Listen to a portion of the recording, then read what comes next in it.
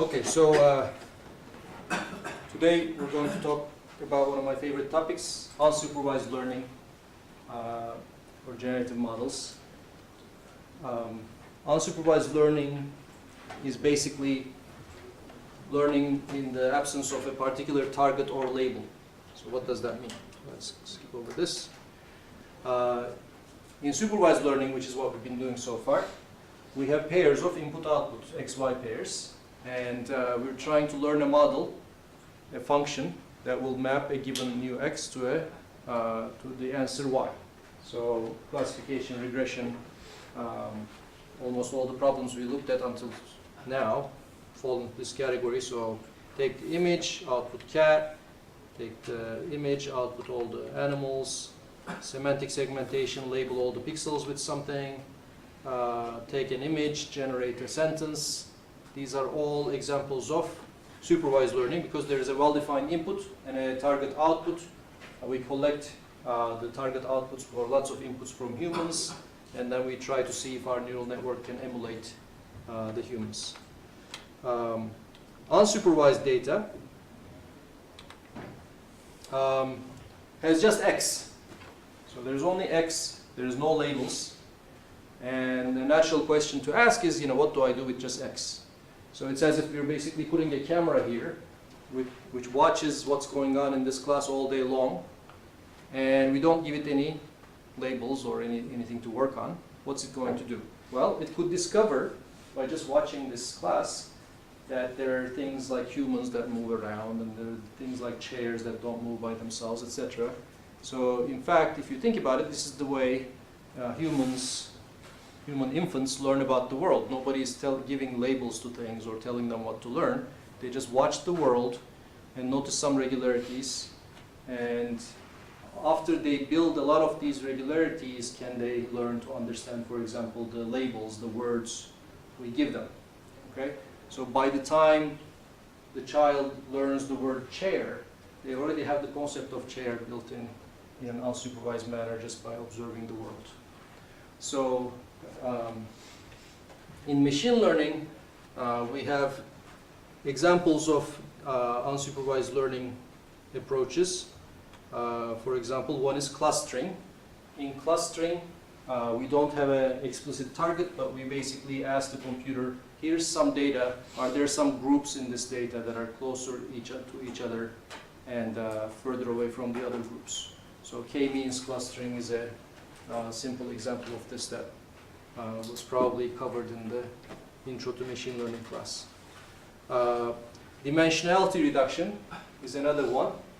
We saw a sophisticated example of this in previous lectures called TSNE. So that's the idea of taking, for example, 4,000 dimensional vectors representing images from VGG and then embedding them in 2 dimensions, trying to preserve the distances so that we can see which images were close together. PCA is one of the best known and simplest dimensionality reduction techniques. So here we basically take data in multiple dimensions and try to view the axes of the maximal variation. Okay? Now, one thing this doesn't mention is the fact that sometimes dimensionality reduction will fail if you have data sets that are sort of like this. Okay, so here's my data set in 3D. Okay, it's basically like all the points are on this toilet paper looking thing, okay, in 3D. Now, if I try to do dimensionality reduction on this data set with PCA, I'm not going to get any reduction, okay, because it's, literally all the points of this data set actually span all 3 dimensions. But you can clearly see this is not a regular 3-dimensional data set. All the points actually lay on a 2-dimensional surface. It's just that this 2-dimensional surface is not linear. It's not flat. So methods that deal with this case are called manifold learning.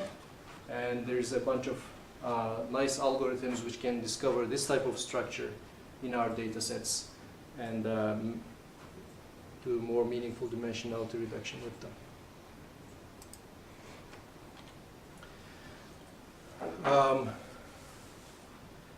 Feature learning. So this is the idea that first introduced me to deep learning at some machine learning summer school a long time ago. Somebody was mentioning, okay, so if I take an image, I don't have any labels, but what I'm going to do is I'm going to apply some network to it, encoder. This can be a convolutional network. And I'm going to map this image to, let's say, a 100-dimensional vector. And as a training signal, I'm going to use another network called the decoder, which tries to reconstruct the same image from these 100 dimensions. Okay? And if you can actually do this successfully, what do you think the intermediate features will represent? These features, these 100 dimensions will represent. The hidden layer in the middle.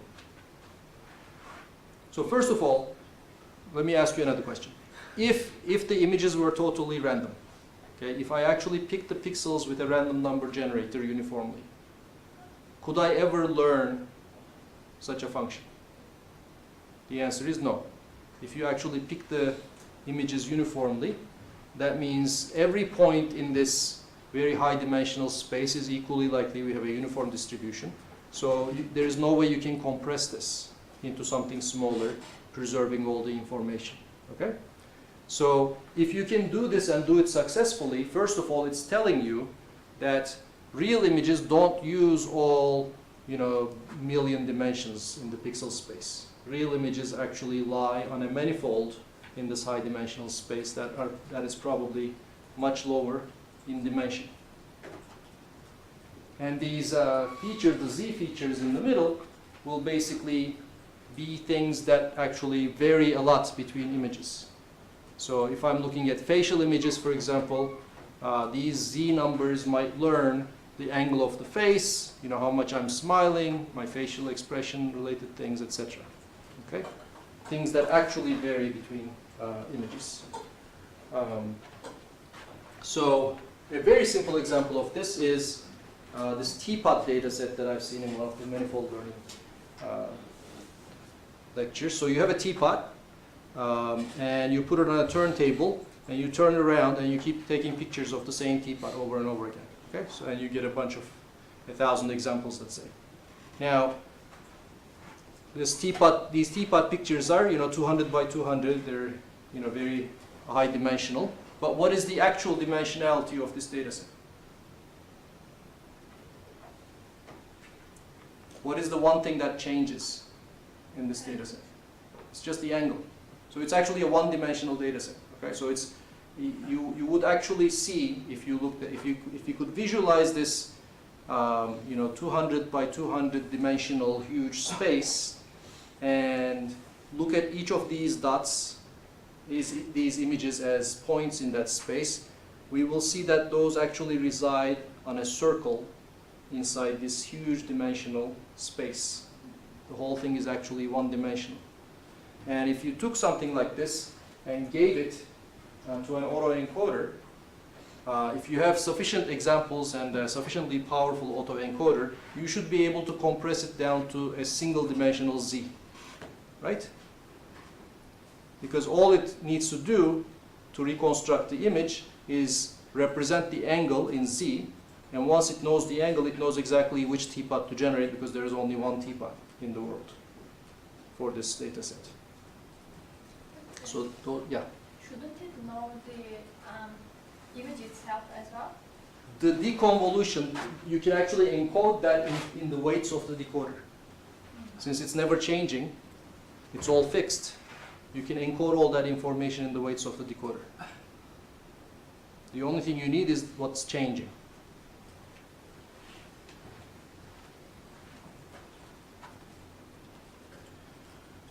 Density estimation is maybe the mother of the whole unsupervised learning problems, because if we can solve density estimation, we can solve everything, right? So if we can actually answer the question, what is the probability distribution this thing is coming from, then that's it. Every other question can be answered based on that. Clustering means how many modes does that distribution have?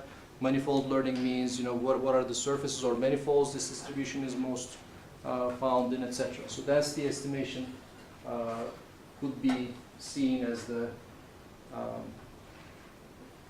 containing all the information to solve the other problems. So therefore, it's probably the hardest of these problems to solve. But if we could solve it reliably, then we can answer a lot of questions about the data set. And this is typically hard for real problems because let's think about the density estimation of ImageNet images. Okay, so all natural images that you can find in Google Photographs or something. If we were trying to do a density estimation on that, what are we talking about? Let's say all these images are 200 by 200, so they have that many dimensions, times 3 for RGB. Okay, so they have that many dimensions. But it turns out that natural images actually form a very, very small subset of that full space. How do I know that? I know that because if I generate random images uniformly distributed from that space, I never see something that looks like a natural image. I can generate 1 million random images, they all look like TV static. Okay? What does that tell you? That tells you that the probability of seeing one natural image in this uniform distribution is less than 1 in a million. It's probably a lot smaller. We could actually, spend the whole, universe's age generating images without seeing one natural looking one. So that's telling you that you have this huge dimensional space and there is a density in here that you're interested in, the density of natural images, and that density is 0 almost everywhere.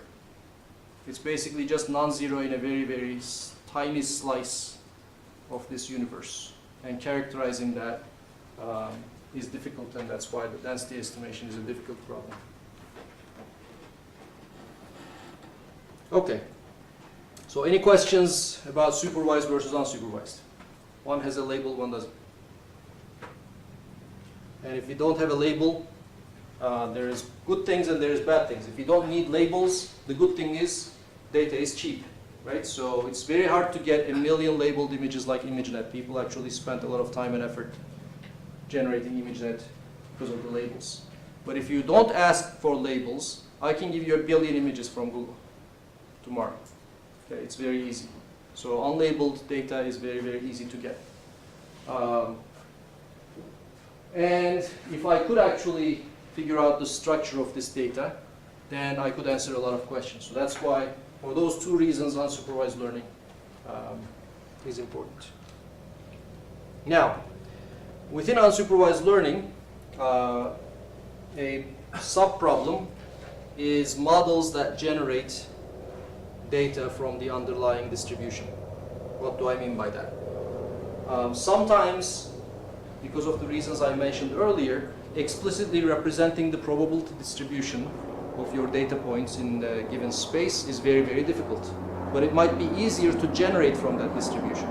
Those are two different problems, right? So explicitly knowing where the distribution is a harder problem. Giving samples from that distribution is a slightly easier problem. So what image people call generative models is basically the problem of being able to train your model on a bunch of real images and then supposedly generate other images that come from the same distribution. Okay? Now, in general, in machine learning, generative doesn't mean this. Generative just means you basically learn the joint distribution of x and y. But for the purposes of this lecture, we're going to use it to mean models that generate images. Okay? So here's our training data from CFAR.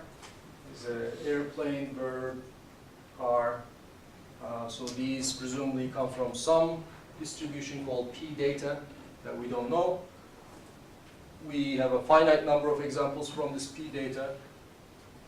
Can we learn another distribution P model that is similar to P data so that when we sample from this distribution, we get things that sort of look like the CFAR images?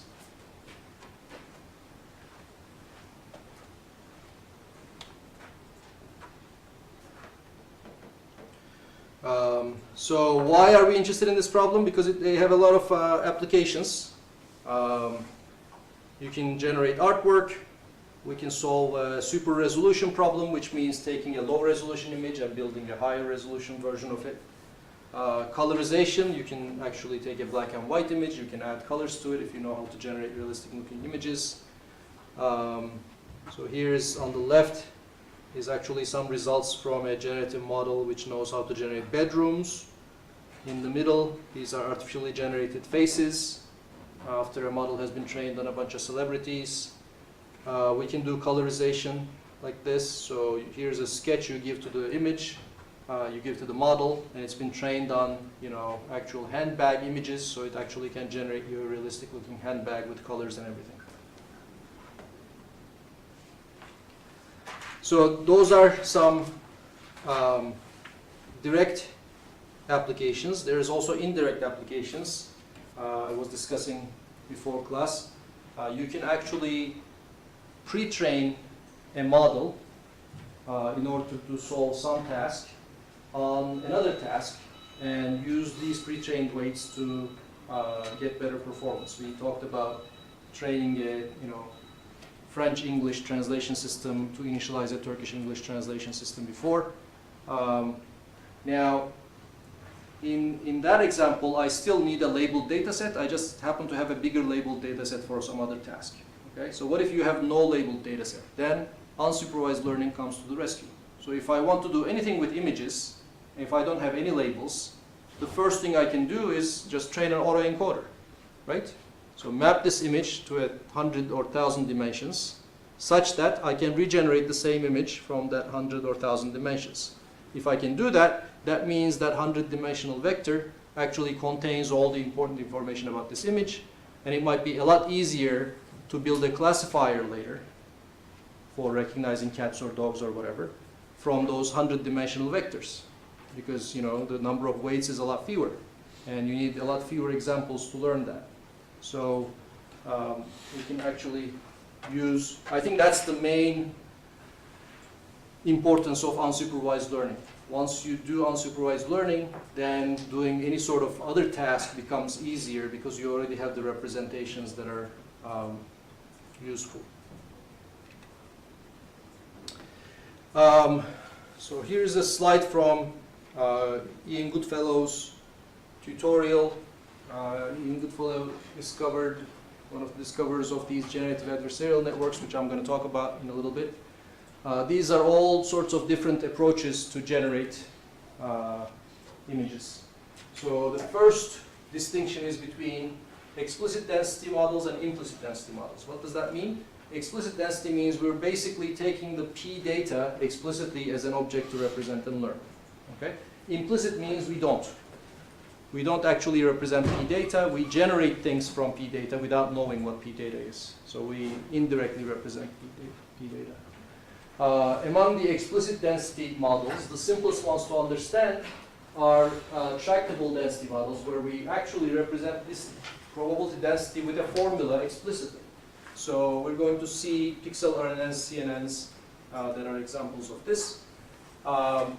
But most of the time, we won't be able to do that because the density is going to be much harder to represent than we're able to mathematically. In that case, we actually go into approximations, and there's variational approximations, and there's Monte Carlo approximations to these hard to represent densities. And we're going to see the variational autoencoder as an example of that. And implicit density means we're not representing the P data at all. We're just generating images somehow that look like P data, and the GANs, generative adversarial networks, is an example of that. So let's look at some three of the most popular types of generative models. So pixel RNN, pixel CNN.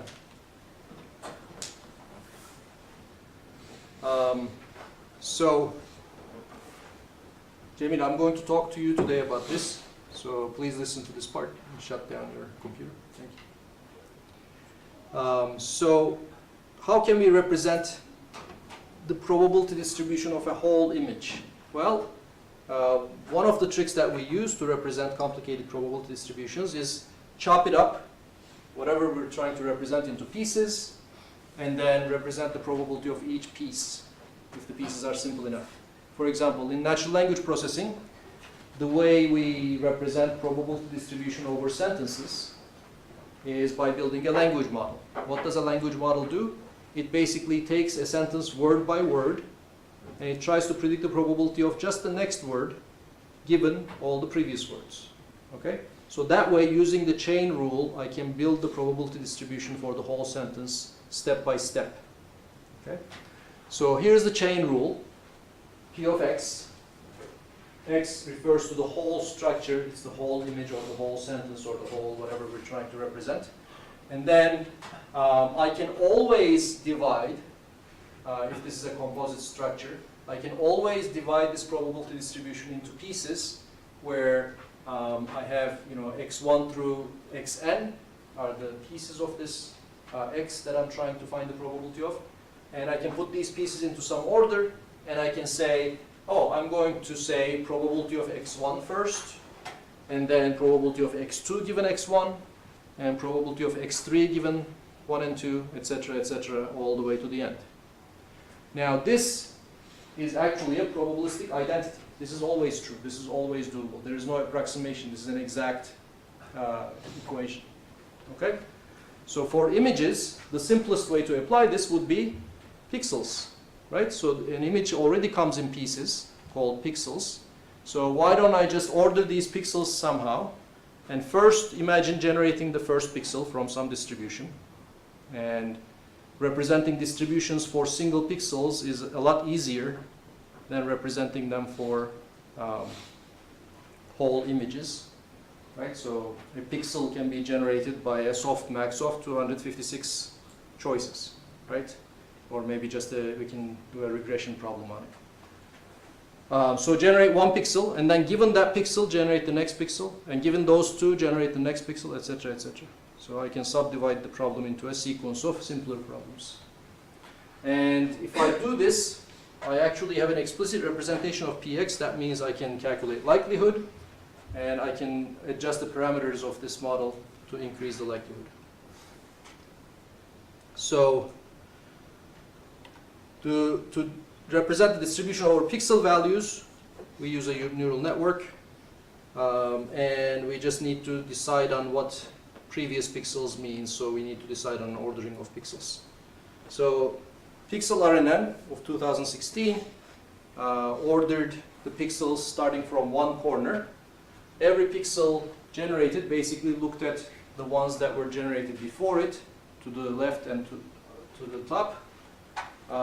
So we have an LSTM, and the LSTM basically at every step of the way, for example, when I'm generating this pixel, my LSTM takes inputs from the hidden state in this one and the hidden state in this one to generate this pixel, and then generates another hidden state itself. Okay, so every pixel has an LSTM on it, and every LSTM takes inputs from two different directions. It's a multi-dimensional LSTM. And I keep generating pixels in this order. Okay? So one of the drawbacks is this is slow to train and slow to generate. Another drawback, which I'll address later, is I think this is the wrong way to decompose an image.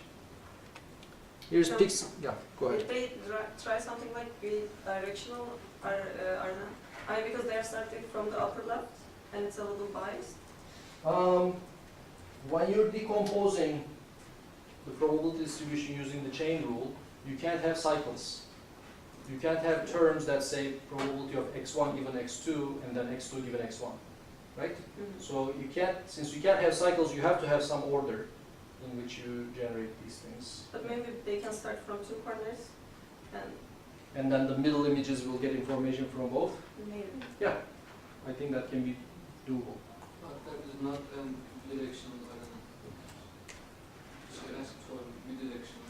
That's sort of similar to bidirectional, because a bidirectional RNN starts from two ends of the sentence, goes the whole way. So it's not quite the analog of that, but yes. So I like the way you're thinking. I mean, I think this, start from upper left and do it like writing a book is a bad idea.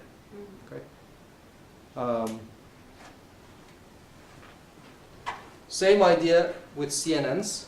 Again, doing this in the book text order, starting from the upper left, going toward the, right and down. And every time you want to predict the next pixel, you basically look at a window of already generated pixels to the top, right and left, and you apply convolution. You have a CNN that looks at surrounding pixels and generates the one in the middle. So that's called pixel CNN. It's the same idea. They use a softmax to choose values between 0 and 255. So what are some ideas that we can use to improve this? We like the idea of using the chain rule and splitting the image into pieces maybe, but can you think of anything to better than these guys?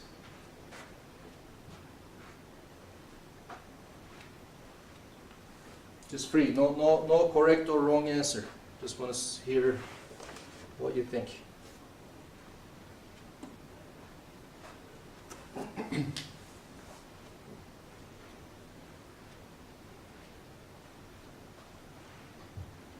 Look at more than one region.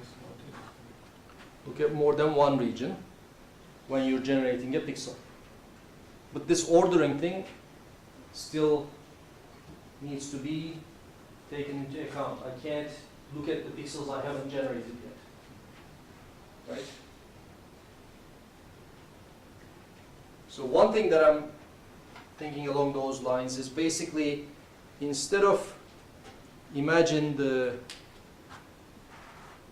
picture being generated pixel by pixel from left to right, imagine it being generated by a coarse to fine process.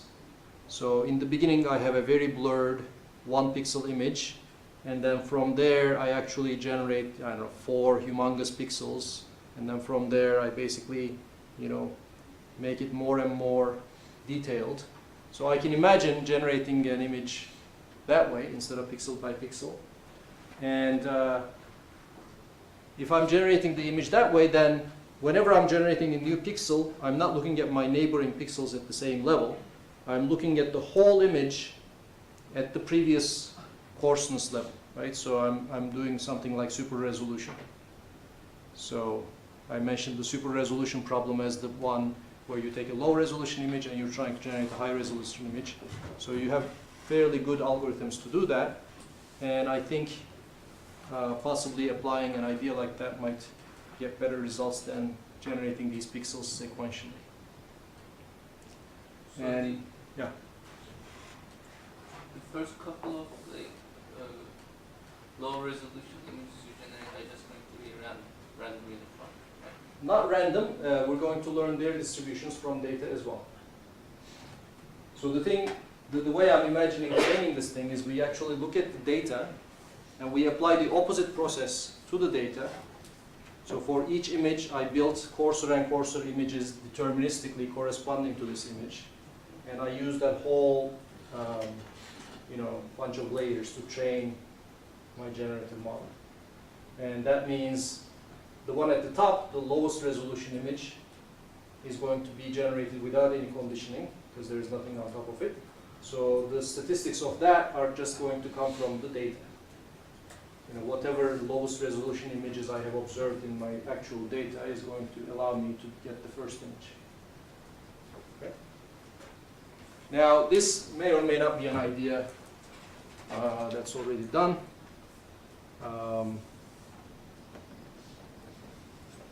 So these are some of the images that were generated using pixel RNN, pixel CNN. In general, if you look at the general statistics of colors and pixels and neighborhoods, they look okay, but if you actually look in detail, they're not very good.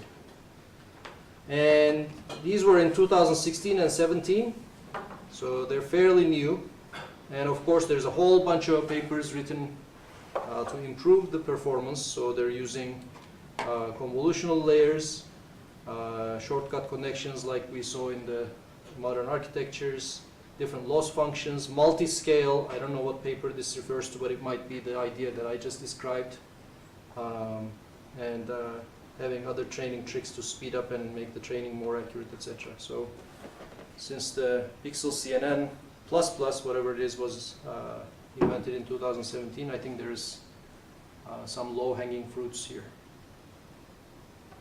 that we can discuss offline.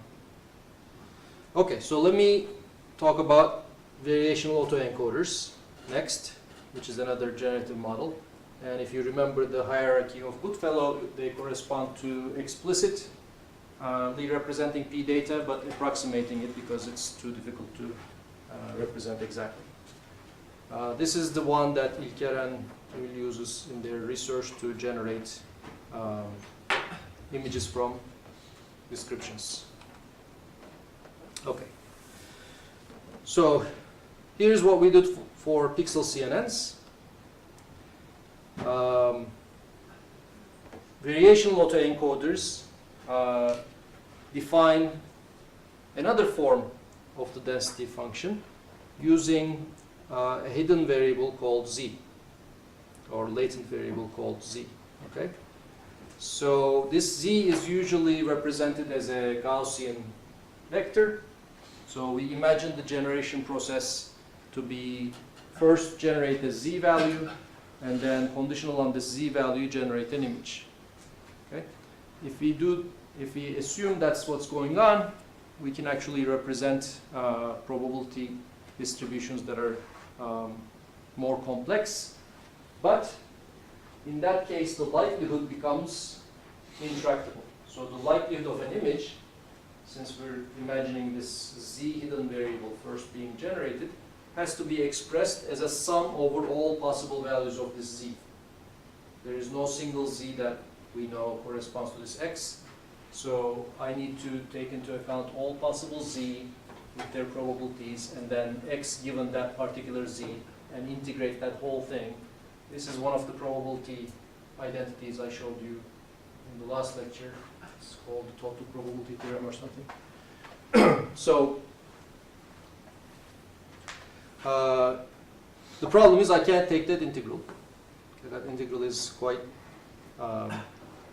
difficult because, let's say, x is an image, 200 by 200, very high dimensional vector, and z is, let's say, 1,000 dimensional Gaussian.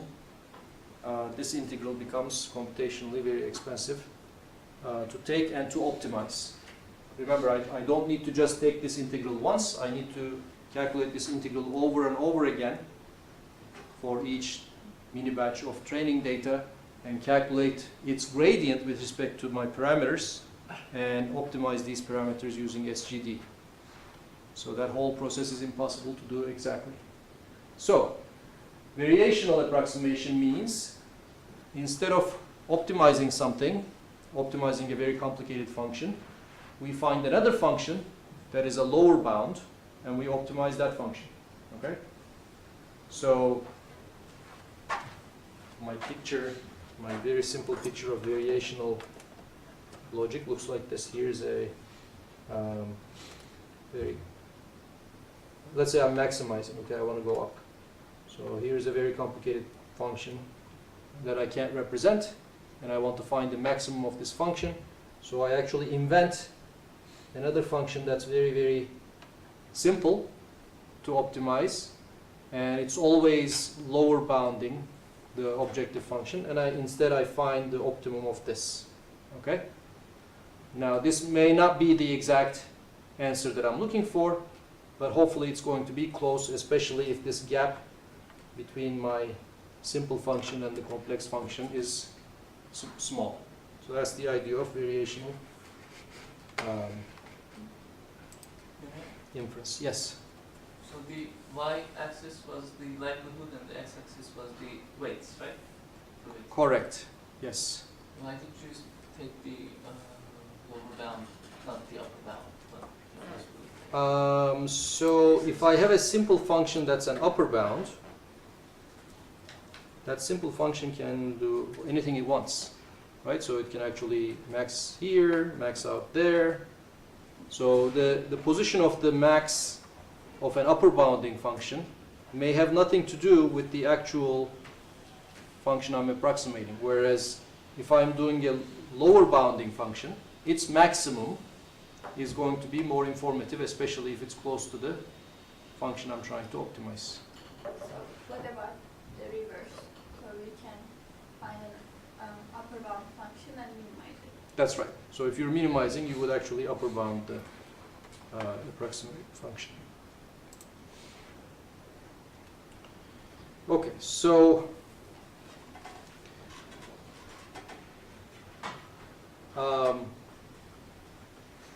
we mentioned autoencoders before.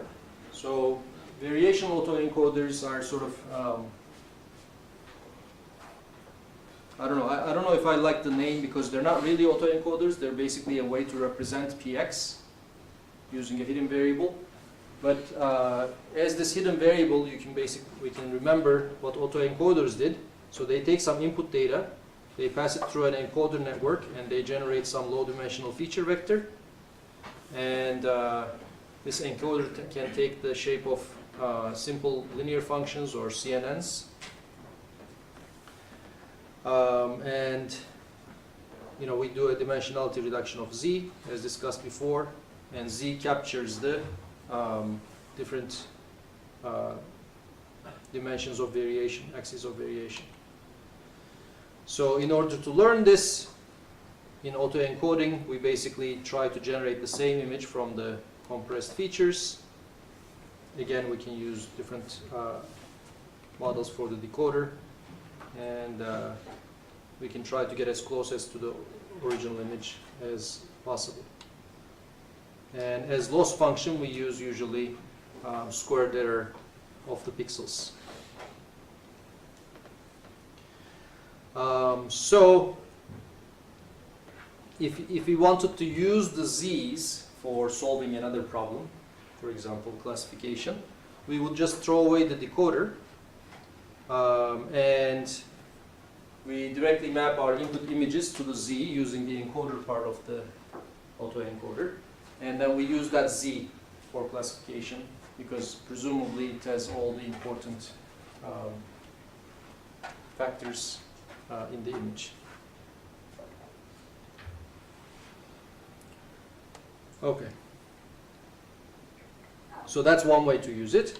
Another way to use it would be actually throw away the encoder and try to generate an image from a given z. Yeah, what were you going to say? How do we assess the performance of x hat? By using quadratic loss with the original x. So we want to get the each pixel value as close as possible to the original pixel value. Okay. That was another problem I had with pixel RNN. They use a softmax and they basically assign different probabilities to 0 to 255. Why not use a quadratic loss like this guy? So that also didn't make much sense to me. Okay. All right, so how do variational autoencoders work? So as I mentioned before, we assume that the training data X is generated from some unobserved latent representation Z. So this looks like the decoder part of an autoencoder, right? So we have a low dimensional vector and we're going to generate an image from it. Presumably, the different dimensions of Z are going to represent meaningful things about the image, like angle, orientation, if it's face, the angle of the face, amount of smile, etc. So we can define this, just the decoder part with some parameters. We need two types of parameters. We need the prior parameters for Z. So how are we going to generate the Z vectors, and we need the conditional parameters to get X from Z.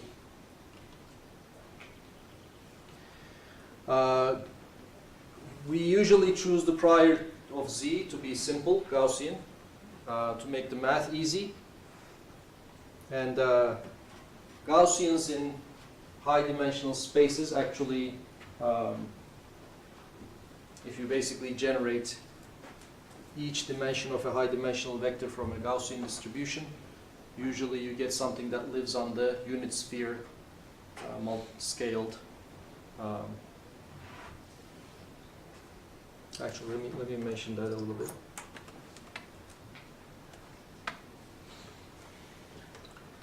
So, if you generate a two-dimensional Gaussian, what do you expect to see?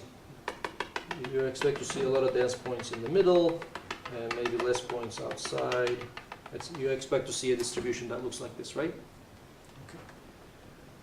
What do you expect to see if this was a 100-dimensional space? Any intuition? If I generate it from independent standard Gaussians for each of the 100 dimensions. Well, it turns out that you only get points here. You don't get points inside or outside. Okay, you only get points that are in this very thin shell. Why, you're going to ask? Well, because think about the magnitude of this 100-dimensional vector. Okay? What determines this magnitude? It's the sum of squares of all the entries. Right? So I'm generating 100 Gaussian numbers from standard Gaussian distribution, and I'm taking their squares and summing them. What determines the variance of this? And what happens to the variance as we make the number of dimensions higher and higher? The variance of this thing compared to the whole distance gets smaller and smaller. So if you make the dimensions high enough, then every random vector you're going to generate is almost going to have the same magnitude, which means they're all going to be equally distant, almost equally distant from the center.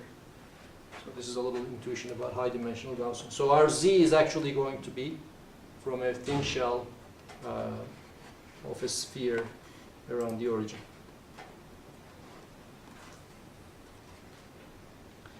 Okay, so how should we represent the decoder network? Well, there we have many options. We can use deconvolution, we can use whatever we want to generate the image. The problem is, how do we train the model? Well, again, this is the intractable part.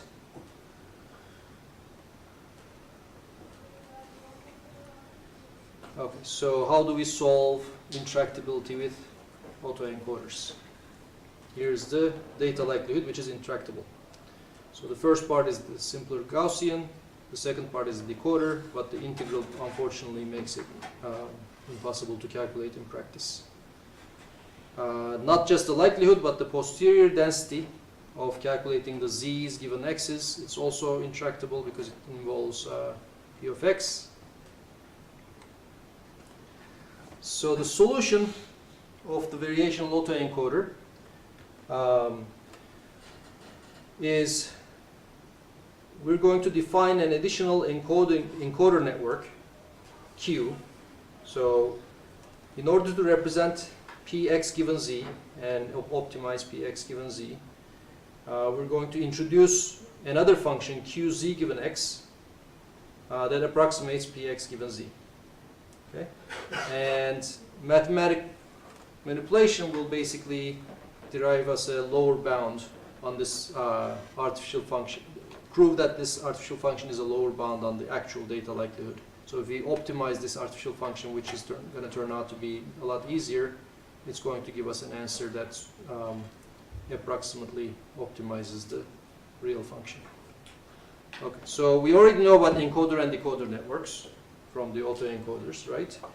The only difference between an autoencoder and a variational autoencoder is these decoding and encoding become probabilistic, right? In an autoencoder network, we started with an X image, we generated a Z hidden vector, and we start with that, we deterministically generated an X hat predicted image.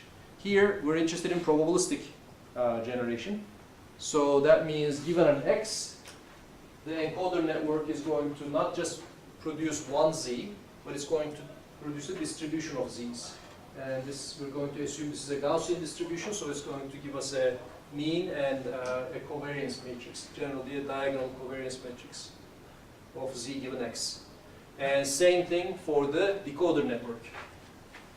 So starting from z, we're going to get a mean image, and we're going to get a diagonal covariance matrix for x. Okay? So I just turned the whole autoencoder thing into probabilistic generation, so I can ask about likelihoods and such. Okay? So in order to sample x's and z's from this pair of functions, we just use the normal distribution. Okay, now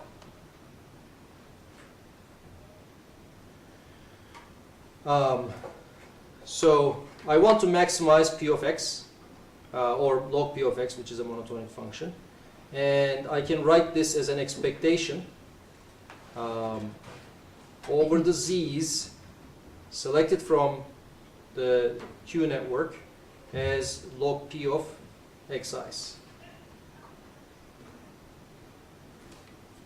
So let's try to understand this again. I want log p of xi. This can be written as an expectation of log p of xi under some z distribution. So the right hand side is an expectation of by z, and this is basically giving me x given z times z divided by z given xi from the Bayes rule. I multiply both sides by my new q function that I introduced, and I basically separate the different terms using, since they're logarithms, divisions turn into subtractions, multiplications turn into additions. And after all that manipulation, I basically have three things left. Okay, so the first thing is the likelihood of x given z, expectation over z. The second thing is a KL distance between the real distribution, the marginal distribution of z versus the conditional distribution of z under the Q network. And the third thing is the difference between the two conditional distributions. Okay? So, who knows anything about KL divergence? Okay, so KL divergence is basically a measure of distance between two probability distributions, and it's always positive. Okay, so that's all you need to know unless you want to implement this. Okay, so Px given z is easy because I can compute estimate through sampling. I already have a decoder network, right? So the decoder network, given a particular z, can give me an x.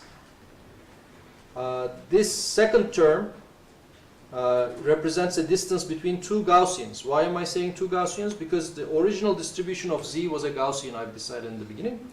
And the Q network, as we showed in the previous slide, also generates a Gaussian for z. And the difference between two Gaussians has a closed form solution. The third term is actually the most difficult one. These are not Gaussians because well, Q is a Gaussian, but P of x given z given x, I have no idea what sort of distribution this is. And in fact, it's intractable, as we saw earlier. However, I know that this thing is actually positive because it's KL divergence. And distances are always positive. So all I need to know is the fact that this thing is positive. If I know that this thing is positive, then I know that this thing is a lower bound on the actual number I'm trying to compute up there. Okay? So that's my variational approximation. So I was actually trying to calculate log p of x and optimize theta to increase log p of x, and I decided this was too difficult because it had z in it. Instead, I actually found something that is a lower bound on it because there is a positive term here, and this lower bound happens to be tractable and differentiable, and I can actually optimize my theta looking at it.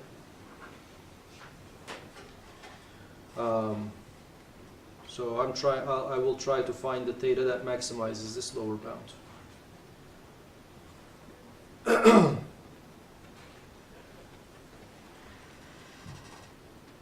So what does this do? Well, log p of x given z is basically xi is the actual training instance that I'm looking at. Xi given z is trying to reconstruct it from a z vector, encoding vector, right? And the second one, since I'm trying to maximize this thing, and this is a positive number, I'm trying to minimize this distance. What does minimizing this distance mean? The original distribution of z, which is a Gaussian, I'm trying to get as close as to this Gaussian using my conditional distribution, z given x. So I'm trying to get z given x to be as close as possible to the original distribution of z. So this is the thing that I'm trying to maximize, likelihood lower bound. So how would I actually compute, how do I evaluate this forward pass? Given some x, how do I calculate this lower bound on likelihood? And then next we'll look at the backward pass. So here is the input data that comes in. I have an encoder network which gives me z given x, this term over here. Okay. So I have a factor in my loss function or objective function that basically says this z given x should be as close as possible to p of z, which is a regular Gaussian. And the difference between these Gaussians has a closed form solution, as I mentioned, and it's differentiable, so you can differentiate it to find the gradients. Now, we sample from this, because now I'm actually trying to calculate this expectation, the initial expectation. We sample a z, and we sample an x from this z. So this is why this thing is called an autoencoder. So it's doing the exact same thing that a regular autoencoder does, except probabilistically. So a regular autoencoder starts with the input data, finds a z, and then from that z derives an x hat. So I'm doing something similar here, except I'm using a probabilistic derivation. So x gives me mu z and sigma z, from which I sample z. That gives me mu x and sigma x, from that I sample x hat. Okay? And this final sample is basically something that I can use to represent the second part, the first part, the easy part. So this is the forward pass. So for every mini batch of input, we're going to compute this forward pass, and then we're going to backprop from that using the gradients in the k. So the xi in the likelihood function is x hat I? It's the real xi. But I have a distribution for x's here. So I can basically say what is the probability of this particular xi coming from this distribution. Is that right? So on the left here, I have p of xi given z, right? On the right here, I actually derive the whole x hat. Am I using this x hat, or am I actually looking at the probability of xi I given think z? we use both. We take negative log likelihood with generated xi and the original xi. Why? something?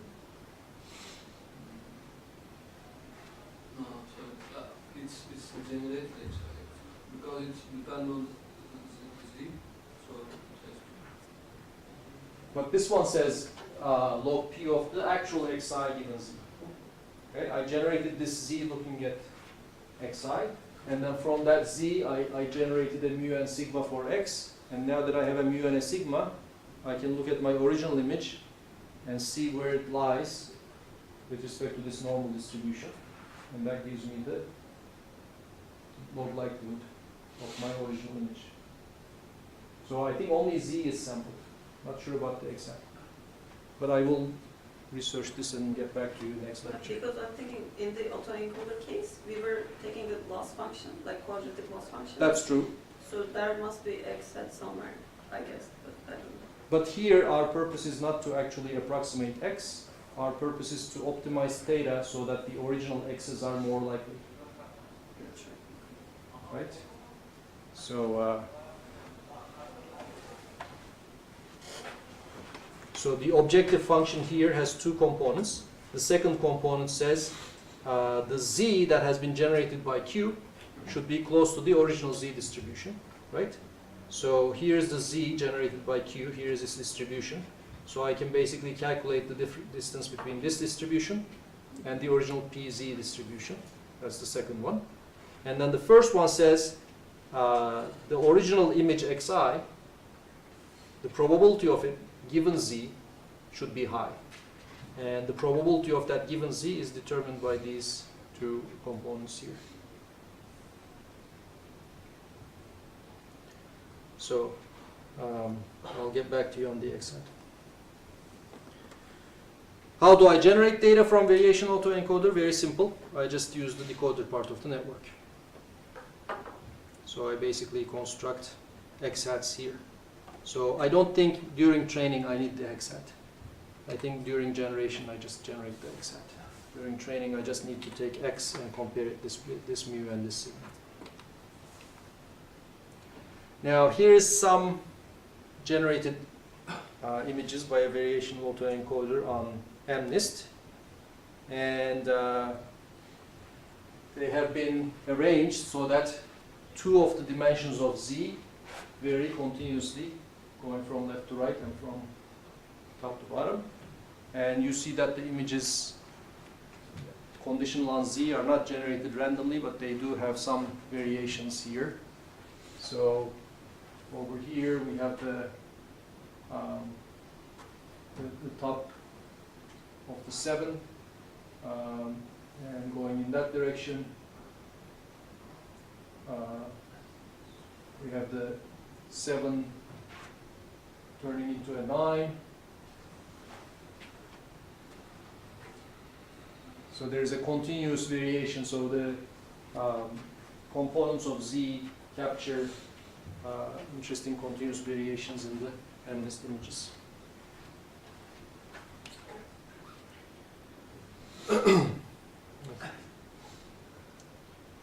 Here's the same thing for faces, organized based on two of the dimensions that are found in the Z. The Z itself may have more than two dimensions, but these were the two that were found meaningful by the authors of this paper. Because when you look at Z1, here this guy is very, unhappy, and going lower he becomes happier and happier. So Z1 basically changes the amount of smile. In the middle he's sticking his tongue out, I don't know about that. And then Z2 actually controls the angle of the face. So this is how, as we mentioned earlier, components of Z capture some semantically meaningful features of our images.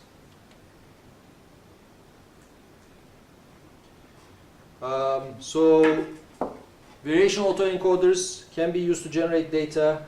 Their output seems to be a little blurry.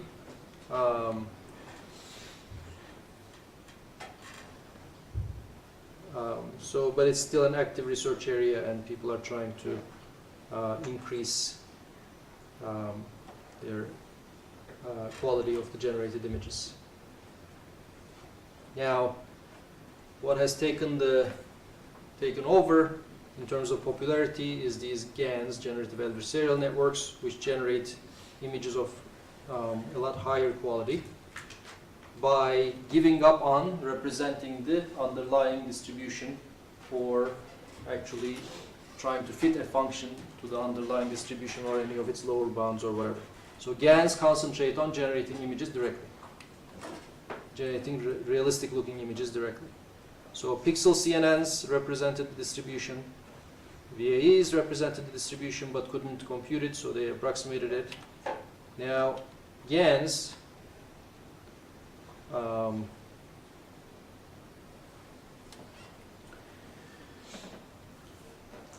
will use two networks called the generator network and the discriminator network.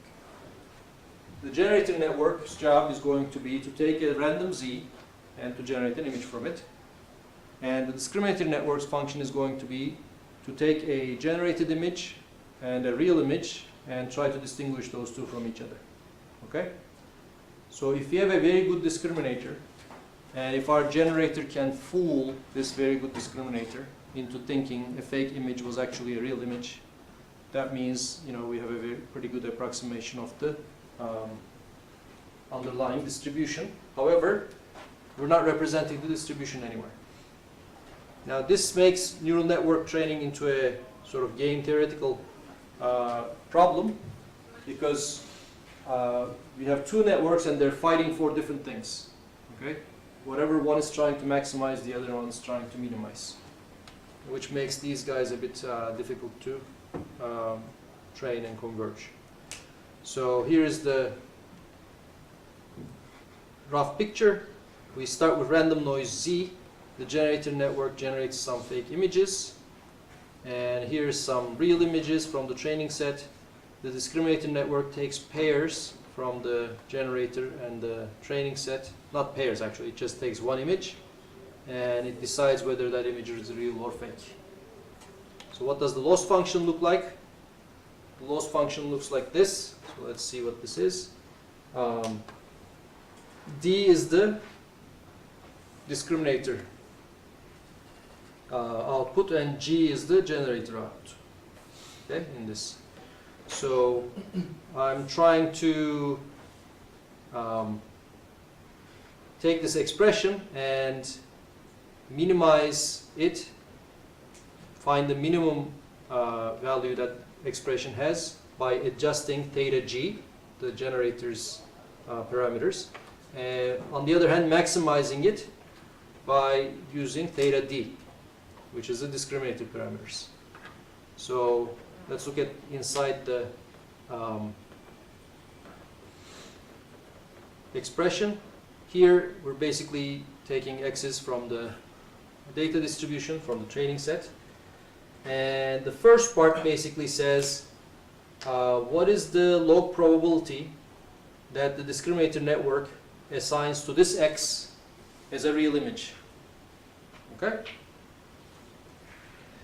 So, and as you can see, obviously the discriminator network wants to maximize this probability. We want to say yes to real images. So the log probabilities should be high. The second part says, okay, I'm the generator and I'm generating an image starting with a Z, random Z. And I'm giving this image to the discriminator, right?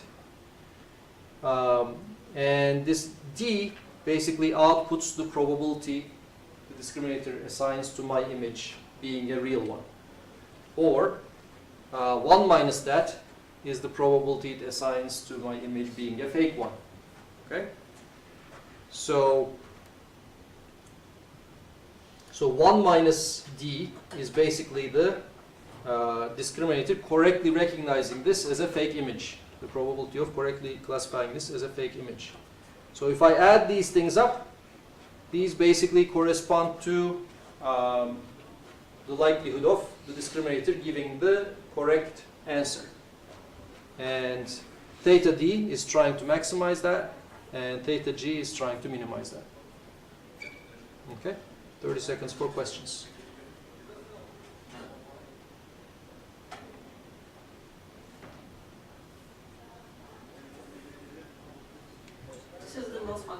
Yeah, this is the loss function.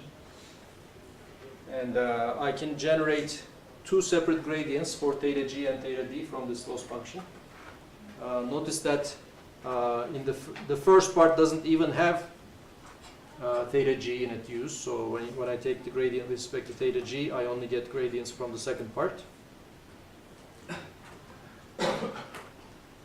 And theta d has a role in both parts. Okay. So that means I'm going to do a gradient descent on the discriminator and gradient descent on the generator. And this turns out to be not very easy to converge. So people have come up with different techniques to be able to make these things converge. For example, if the discriminator gets really good really early, before your generator has a chance to learn how to generate realistic looking images, what's going to happen is that the discriminator is going to always label each image as fake or real with very high probability and very flat gradient. It's going to be very sure of its answer.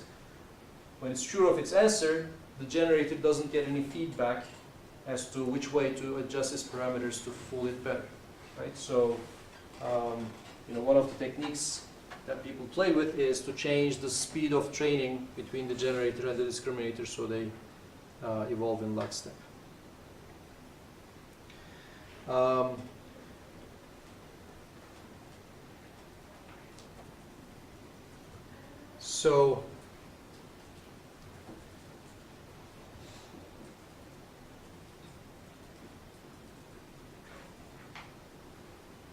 So let's say here's d of let's look at this graph and try to understand what it's saying.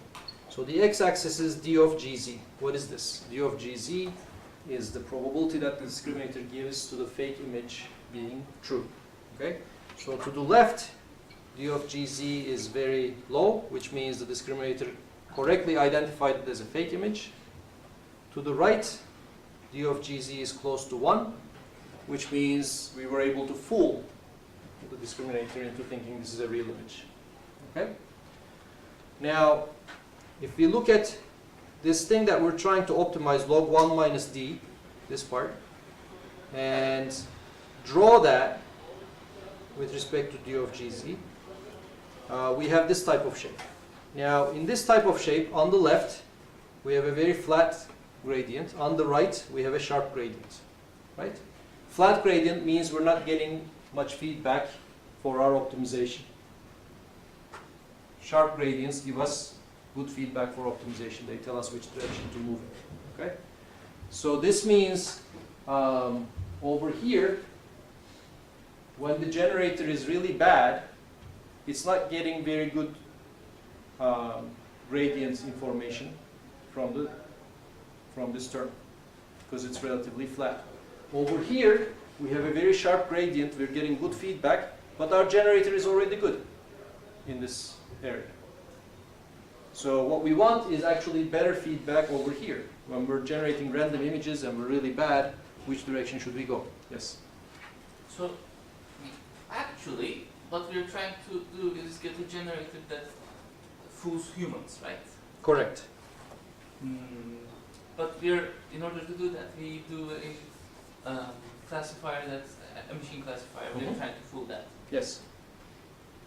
In the sharp gradient part, it doesn't. So you said the generator is good.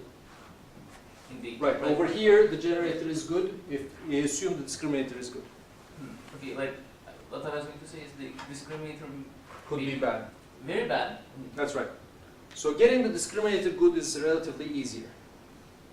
Okay, so these fake images, when they're, at least in the beginning of training, they're so bad that it becomes relatively easy to distinguish them. So instead of using log 1 minus d, if we just use minus log d, so instead of 1 minus the probability, I'm using 1 over the probability. Okay. Then I get a signal that looks like this, which basically is a different objective I change the objective, it's not the same function, it's not identical. But at least it points in the same direction, and its gradient is nicer, because when I'm actually doing really bad, I have a sharp gradient, and as I get better and better, I have a lower gradient. So for example, this gradient changing trick actually makes training of GANs a bit more stable. And it's used standard in practice. Okay, so the GAN training algorithm, we already sort of mentioned this. And then of course after training it, we just use the generative network to generate new images, and they look a lot better than anything we've seen so far. So this is the first paper from 2014, which they were still at their initial stages. They use small data sets like CIFAR and MNIST.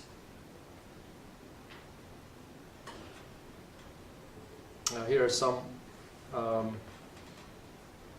guidelines for how to train GANs from 2016.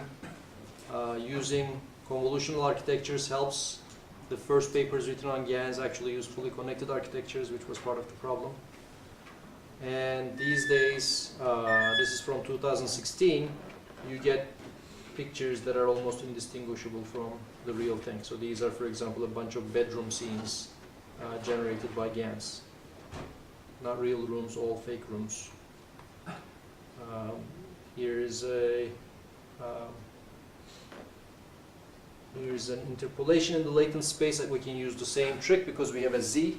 We have a random z that we see the generation with, so we can look at the different dimensions of z and see what they actually change. And you can basically go from the z of one image to the z of the other image to see how it changes in the middle. And instead of these pixels becoming all blurry and noisy, you basically see that at every point in time we're getting a realistic looking bedroom. Okay? So this thing really travels through the bedroom manifold when it's going from one image to the next. We can also do things that we do with word vectors. So today I was giving a talk about word vectors. One thing about word vectors that you can get from, for example, training a language model RNN is you can do arithmetic with them. You can take the vector for king and subtract the vector for man, add the vector for woman, and you realize that the point you end up with is very close to queen. Or you can take, Turkey, subtract Ankara, and add France, and you get Paris, etc. So there's really cool things you can do with these vectors because they represent some semantically and syntactically important things. We can do the same thing with images using GANs. So we have a smiling woman. We average the smiling woman. We subtract the neutral woman, which leaves what? The smile. And then we add it to a man, and we presumably get a smiling man. It's not smiling very much, but yeah. Oh yeah, so the neutral man, sorry, this is the neutral man. We added a smile to a neutral man, and here is our smiling man. We can do the same thing for glasses. Here is average man with glass, average man with no glass. Subtract, what do we get? Glass. Here's the average woman. Add that, and we get women with glasses. So GANs are so popular these days that the last NIPS probably had dozens of papers on GANs, focusing on better training and generation. Domain transfer, we can basically turn horses into zebras, etc. Conditional GANs, text-to-image synthesis, this is something that we're working on now. So small bird has a pink breast and crown and black primaries and secondaries to generate images of birds that are described with language. You mentioned about eCat. That's right. So they're working on Same. on the same thing, but not just for birds, for more complex sort of arrangements of objects and stuff. So we want to understand nouns, adjectives, prepositions, etc. to generate complicated scenes. And here are some examples of the different types of GANs that came up in the last couple of years. And that's it for today's lecture. Any questions? Yeah. So let's say we have a training set and we are generating some other training sums from with again Yes. a network. And I'm training and I'm looking at the set accuracy and stuff. But does it cause overfitting? What's the test set accuracy? One thing that's difficult about GANs is that it's hard to judge their performance because there is no test set accuracy. Right? So you generate some images, they look good to you, but what's the number? We don't know. Yeah, let's say I have just a bedroom classifier, but I have limited training data, and I'm using GAN to enlarge Increase my... the Yeah.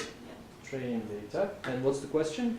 And I have a taste data as well, but training with this extended data set, training data set. Oh, I see. Might actually make your discriminator better on the test data because it has seen more Yes. examples of bedrooms, let's say. Yeah, but the new bedrooms are generated By from the GAN. with the GAN, and based on the training set. So I'm thinking maybe training set gets more similar to itself, so maybe it causes overfitting. Not necessarily. So first of all, having more variations on the training data is not what causes overfitting, right? So in MNIST, for example, we take the 60,000 examples and we shift them, scale them, rotate them, add noise, etc. to generate more, and that always helps. So it's not, adding more data is never hurtful. If they're really looking like bedroom images, that does not cause overfitting, that actually reduces overfitting. However, for this to be helpful, the images generated by GAN should be different from what you already have, but yet they should still be examples of bedrooms, which might actually work. So And might this be a performance measure for GAN networks? actually, it's a nice indirect measure, right? So we can't measure GAN directly, and this is better than just looking at it and saying this is realistic. This is actually a number that says, oh, with my original training set I was doing this, but when I extended it with GANs, I'm doing this good. That's a good idea. Any other questions? So variation in training data does not guarantee less overfitting. That's what I am.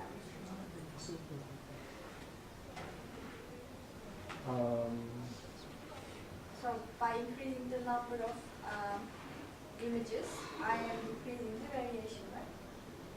Why are you saying decreasing the variation? You're never decreasing the variation.